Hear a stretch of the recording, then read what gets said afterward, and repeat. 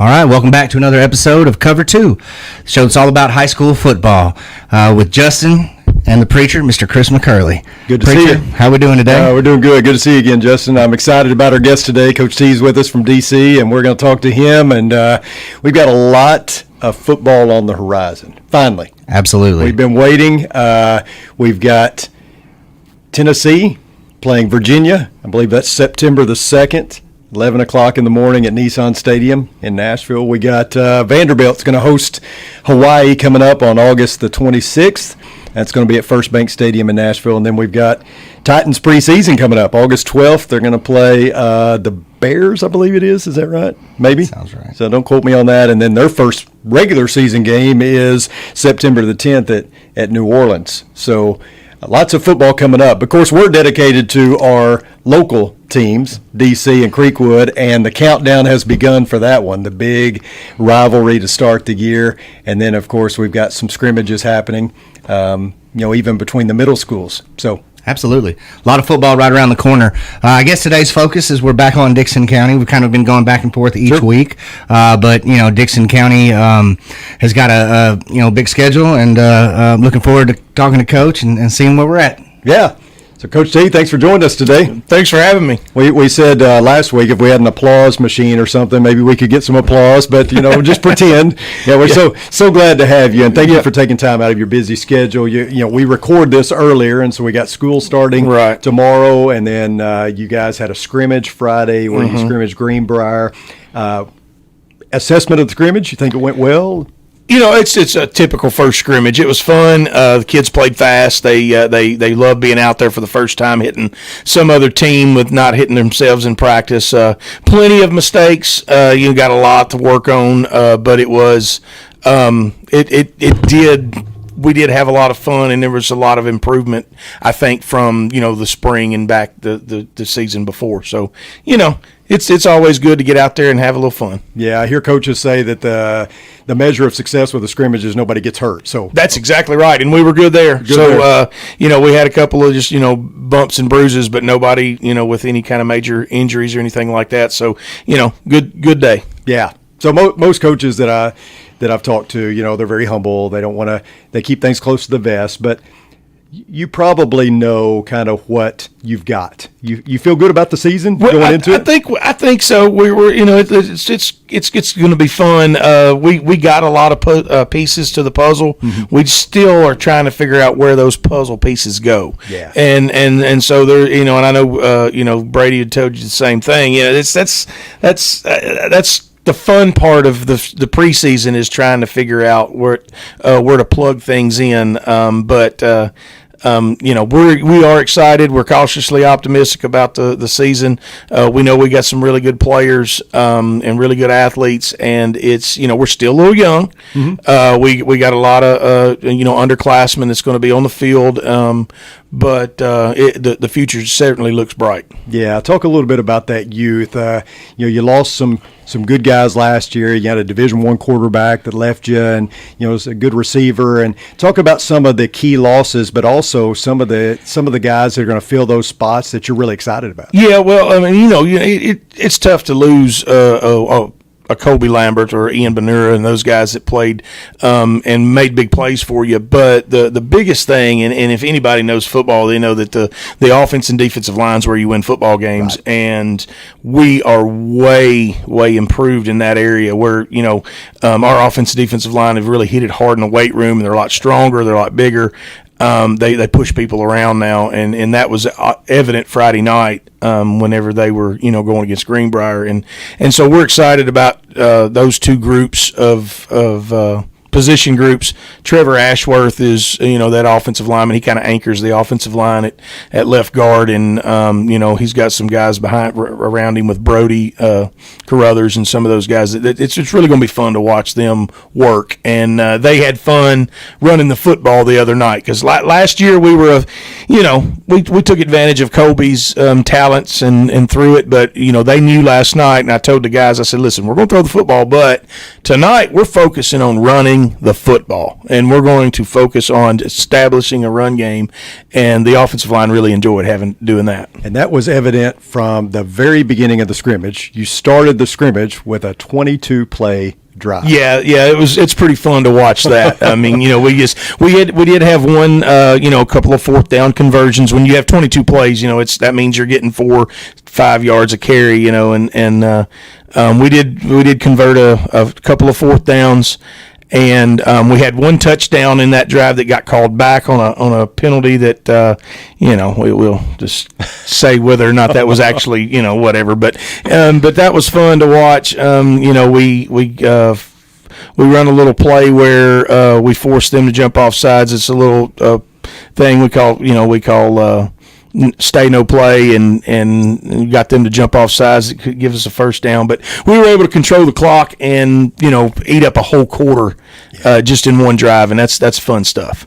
Yeah, so feel like a success with that first scrimmage. You've got Page coming in here who lost in the state championship last year. Right. Good team, some solid guys, Division I guys going to the next level to play. What are you looking for in that scrimmage? What is it that you want to build on? The same thing. I want to see how we compete against the best, and our offense and defensive line. Again, I want to see how they handle some of those guys, because I know they have an offensive lineman that's going to Clemson, and he's committed to Clemson. He's a 5-star athlete, and let's go see what we can do with those guys. They got a couple of linebackers that's supposed to be really, really good, and still underclassmen too. I think they're only juniors, but how is our offensive line going to handle getting up on the second level of some really good linebackers that's played at a very high level? So we don't shy away from competition. I mean, we play Page this week. Next week we're going against Beach, who's the 6A state runner-up. So let's bring it. Yeah, find out how good we are early, and right. and measuring stick kind of thing, but all about preparation for that first game, right. The rest of the season. The season, yeah. There's no, and that's what I told Casey Patrick the other night at the scrimmage. I said, I don't even know what the score was. I don't care what the score was. We don't keep up with a score in a scrimmage. I said, I ain't worried about that. I'm worried about reps. I'm worried about personnel. I'm worried about, seeing depth, or developing depth, and seeing who's going to compete. So we ain't worried about anything of that up through the preseason. Yeah. And I know you don't want to really focus on, individuals too much, but who are some guys that have kind of stood out to you through practice, through the first scrimmage, that you think maybe even some surprises, some guys that kind of came out of nowhere that you didn't really expect? I'm not sure if there's. I tell you one that's really not come out of nowhere, but has really been a nice addition is Whit Farrell. Whit is playing tight end for us, and we don't use a tight end all the time, but we'll put a tight end in the game frequently, and he's done a really good job of being really an extra offensive lineman that can catch the football a little bit, and he's made some good plays in practice and did some good stuff on in the game the other night. Not to mention he plays linebacker too, and he's really impressed at linebacker. He reads his keys well. He's a very smart young man. So it's fun to watch him have success.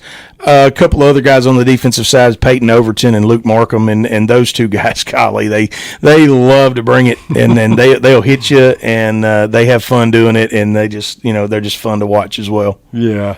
I see you get excited when you talk the offense, because I know that you're a guy that wants to smash mouth. Yeah. You want to line up and say, we're running right there, stop us if you can. Absolutely. And that was very evident on Friday night, and you've got a stable of running backs. Yeah, we do, and that's fun to watch too, because we got a couple of sophomores in Elijah Fernandez and Tristan Brown that are fun to watch. You add Malachi Redmond to that.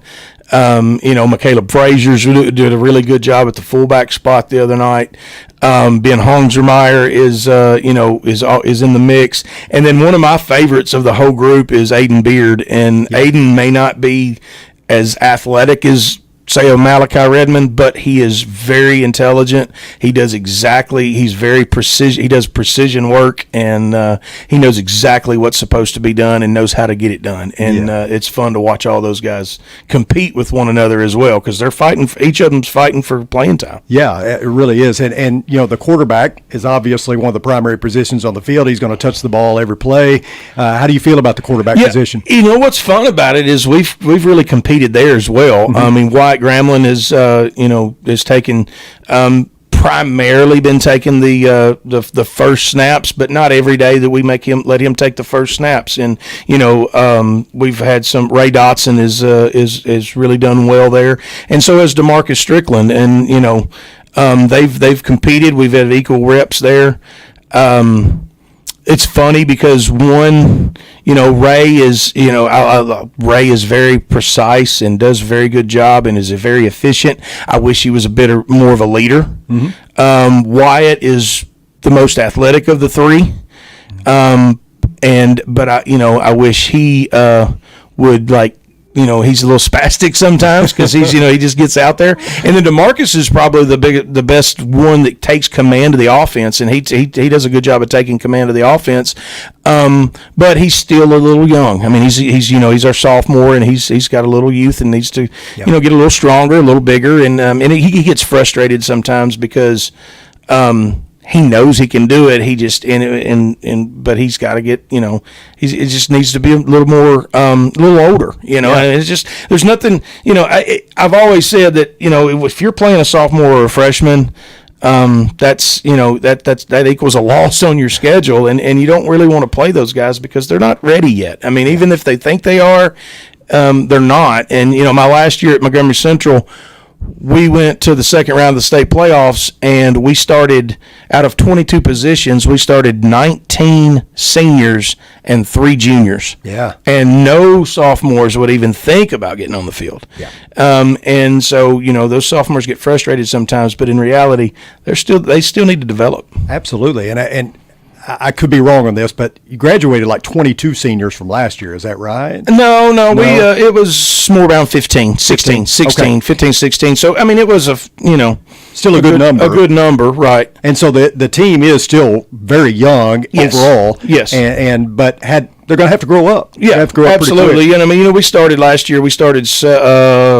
defensively, really, Dakota Flippo was really the only senior on the field defensively. Yeah. And of the other starting positions, 8 of the 11 were either a sophomore, and one of them was Elijah Fernandez, who was a freshman last year. Yeah. So we had 8 sophomores and a freshman on the field. This year they're all back, and now most of them are juniors, and maybe a sophomore too, and Elijah or somebody like that. Which I'm okay with juniors. That's when they should be getting ready to play, and especially if you're have a pretty good little a bit of ability, you should be on the field as a junior. Sure. And so we're excited about that. I mean, we're still a year away. Is what I keep telling people is like, look, I think we're going to have a lot of success. I think we're going to be a lot better. We're going to put a better product on the field, but we're still a year away from really being where we want to be. Yeah, talk a little bit about that. I know that with coaches, culture is everything. Yeah, and you're coming in here trying to establish your culture, and I think there's a buzz around town that things are changing and that they're going in a really good direction. I think people are really excited about this year, and talk a little bit about establishing your culture, kind of what that culture is based upon, and the direction you see the program heading. Yeah, that's it takes a little time. It's hard to break bad habits and hard to break habits. So when you have older guys that when a new coach comes in. Nothing against the kids or nothing against the older kids that's there when a new coach comes in, but they just have. They're kind of just set in their ways, and it's hard to break them and get them to buy into the new ideas and the new culture. Yeah.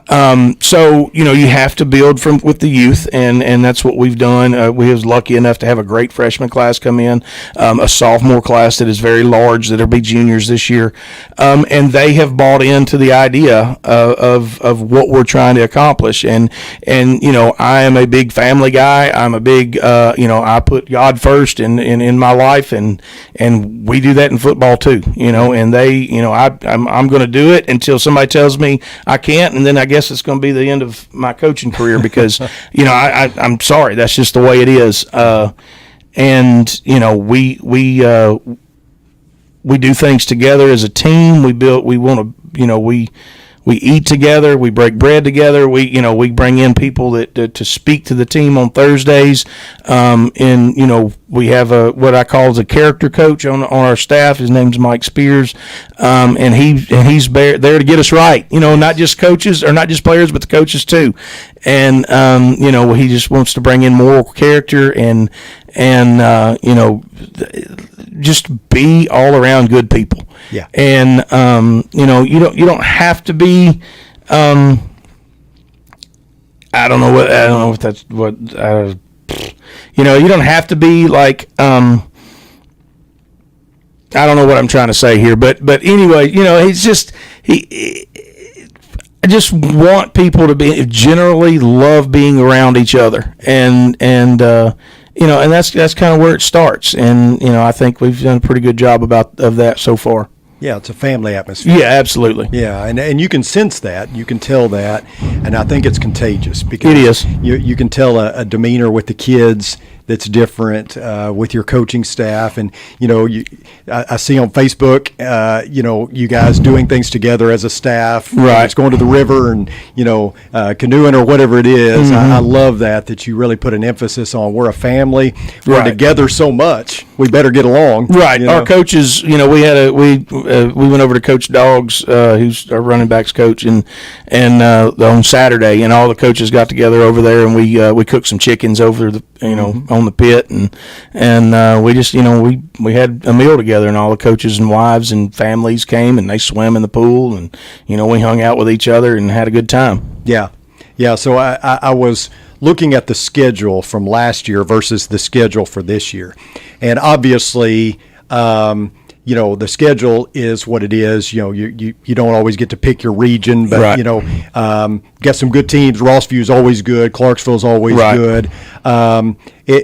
It seems to me, and this is me talking, you would never probably validate this, but it seems to me that getting away from the Metro Nashville schools was probably a pretty good thing.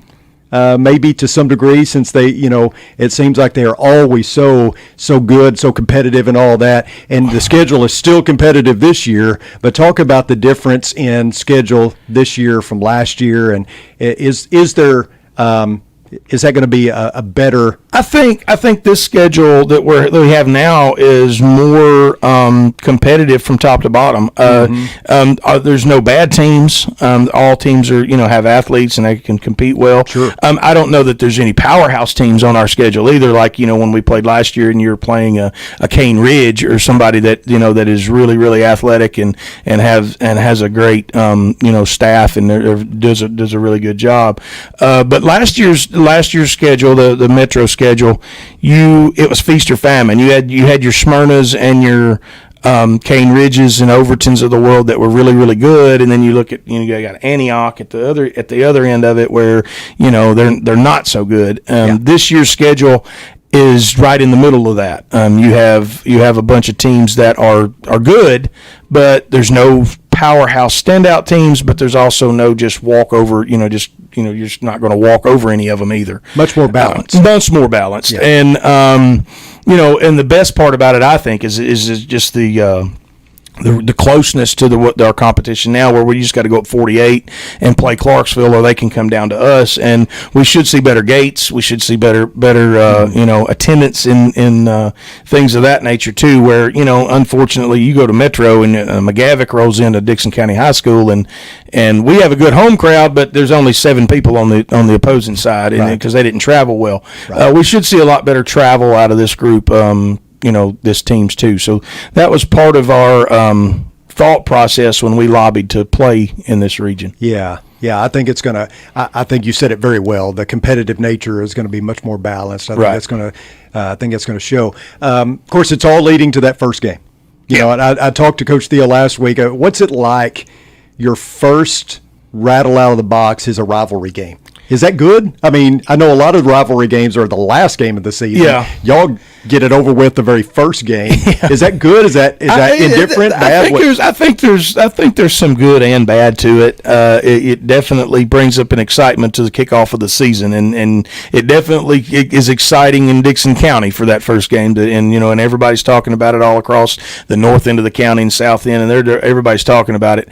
As a coach, it's not necessarily good because the players put so much stock into that game of playing their rival. And then if they don't have success in that game, they could be defeated for the rest of the year, because they just lost their whole, their soul just dropped out of them, and they just, oh my gosh, the season's over. And so as a coach, you don't like it in that aspect because really the game means nothing. No, that's true. I was a part of the very first one. I was actually on the Creekwood sidelines for the very first one, as the offensive coordinator at Creekwood, and it's unbelievable. The crowd was there 2 hours in advance, and the stadium was standing room only and 3-4 deep all the way around it, and it's fun and exciting. And the players, it's everything to them. But as coaches, and it doesn't really mean a whole lot. I mean, we want to win. Don't get me wrong. We want to win the game, but our goals for the season are not tarnished at all in that one game. And so, like I said, it's fun to play it early because of the excitement that it brings. But again, at the same time, it's tough whenever the kids put so much stock in it, and it really doesn't mean anything.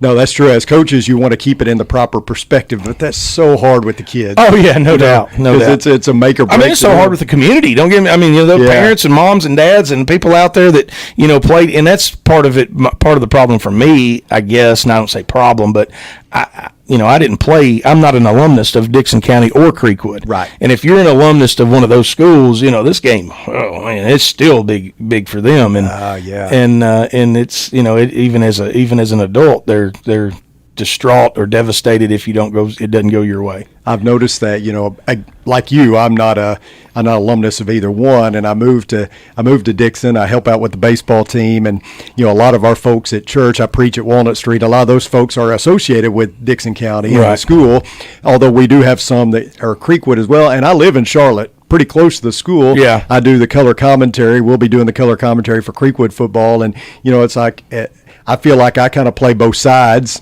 and I don't think people want to play both sides. I think they've got their loyalties, and absolutely, and I love that. Yeah. Don't get me wrong, I love that. I do too. I mean, and like I said, I've been on both sides. I was a Red Hawk for a while, and wanted to win every game as a Red Hawk, and we had a great time. And then I left. It's funny because I left to have the opportunity to be the head coach at Montgomery Central, and I still pulled for Creekwood, and I wanted them to win, every game except one, and that was the one that when we played Montgomery Central. Now as a Cougar, I am anti Creekwood for that one game. Like I want them to, I don't, nothing, but it's funny how you get that way, and then after that say, hey, yeah, sure, I hope they have success in their region, but that one game, I don't want you to have any kind of success. I don't want a first down. I don't want you to get, I don't want nothing. I want there no success whatsoever in that one game. Just what you would expect. Yeah, right. As we finish up here, let me just ask you. You were singing my song a while ago when you were talking about your faith comes first, and all that. Talk about how that translates with your team, and just setting the example, setting the pace as a leader, and how much faith plays into that. Yeah, I mean, that's just the way I've grown up. I've always believed that, and the one guy, a guy named Jim Graves at Montgomery Central. When I first got to the school, I was the first year as the head coach, and I was swimming. I'd never been a head coach before, and I could barely keep my head above water. And Jim Graves, who was a local pastor there, youth pastor at the church, he come to me and was asking, and he had been with the team a little bit as far as, just been around and he said I want to help in any way I can, and that's when we started this character coach idea, and he would bring in local speakers and things, and it really it really was a good thing for the community and for the program, and I've always been that way as far as putting God first, putting my faith first in anything that I do. And like I said, if I can't do that, then I can't. I'm not. If you tell me I can't, then I'm just. I'm sorry. Well, then somebody else needs to do this job, because that's just the way it is. But I believe it's everything, and I don't know exactly how to explain it other than the fact that when you use faith to it radiates, and it gets into other people, and they start seeing, those kids start feeling it and seeing it, and it's awesome, because last year Jabari Killebrew, Jabari, like, I thought I was moving to Dixon to help, because I was led to come to teach a bunch of kids. When I got here, I found out that, the Lord put me in Dixon so Jabari could teach me some things. He can teach some things. Right. And that really happened. Yeah. And that helped me. It helped Jabari, the team. But what's crazy is now, we always in practice with prayer, and Eli Andrews is like stepped up and is like become the team chaplain, if you will. That's awesome. And he prays for us after every practice, and it's just fun to watch how that like I said, it spreads, it radiates. It's just like a pandemic. It just kind of just overtakes a group of people, and that's what's fun about it. I love that. I appreciate you so much for coming on the show today, and good luck to you. Well, thank you. This season. I know it's going to be great. I'm so thankful that you're in Dixon County, and the job you're doing there is much appreciated. Well, thank you. Yeah, and hopefully we'll have a little success this year. Hopefully we'll have a lot of success in the future. Absolutely. We're looking forward to that. Looking forward to that first game, and the next show, Justin, we're going to kind of break down some of the scrimmages, and then also look forward to that Dixon County Creekwood. That's what it's all culminating with. It's all coming together. You wait all summer, and they do all this work, like we said last time, they start in the spring, and go all the way through the summer just to get to, this moment of kickoff. So I'm excited about it. I know the rest of Dixon County is excited about it, and I think we had another good show today. Absolutely. Yep. Coach T, thank you so much for joining us. Thank you for having me. It was great again, Justin. Absolutely. Well, thank you everybody for watching. We'll be back next week with another episode. This has been Cover 2. See you later. Bye-bye.